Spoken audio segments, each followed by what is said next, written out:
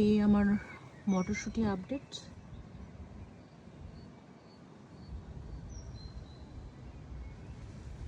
এই ভেতরের দিকে কিছু হয়েছে।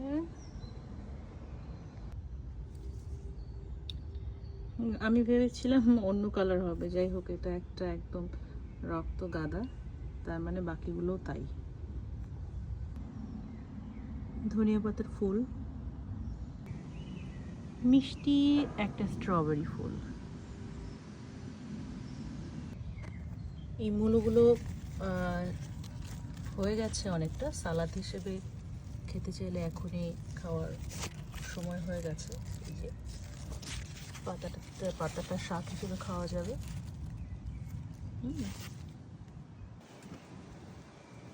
এই মোটামুটি আপডেট।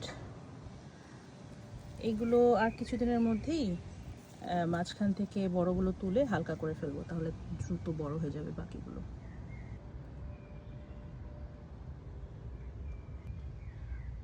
ভালো রোদ পাওয়ার কারণে শসার চারাগুলো গ্রো করছে। এই কোয়াশটাও বেশ ভালো হয়েছে দেখছি। এই পটটা আসলে অনেক বড়, ডিপ, হ্যাঁ 60 ইঞ্চি বা এরকম। এই জন্য এখানে অনেকগুলো দিয়েছি, কারণ একটার পর একটা ফসল উঠবে, চলে যাবে।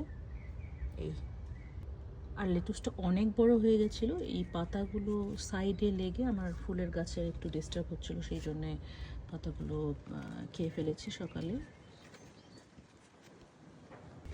একটা স্ট্রবেরি গাছ কেনা ছিল, কিনে এনেছিলাম, সেটার স্ট্রবেরি হয়েছে দেখা যাচ্ছে। আশা করি খেতে খুব ভালো হবে। বেগুনের চারাগুলো বড় হচ্ছে। গতকালকে সারও দিয়েছি ওদের।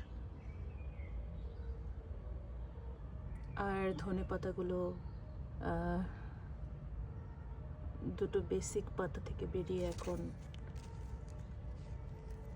সেই সুগন্ধি পাতাগুলো বেরোচ্ছে। এটা বেসিল ছিল, বেসিলের উপরের পাতাগুলো খেয়ে ফেলেছি, পাতা এবং কুশি বা কুড়ি যেটা বলে সেগুলো।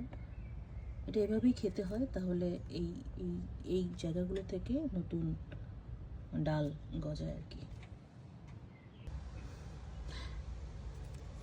এই যে একটা বথুয়া শাক হয়েছে, এর আগে মনে হয় বলেছিলাম আপনাদের অন্য একটা আমার পেজে ভিডিওতে, যে জার্মানিতে বা ইউরোপে সব জায়গায় বথুয়া শাক দেখা যায়, বা বাইত্তা শাক যেটা বলে। এই লেবু গাছটা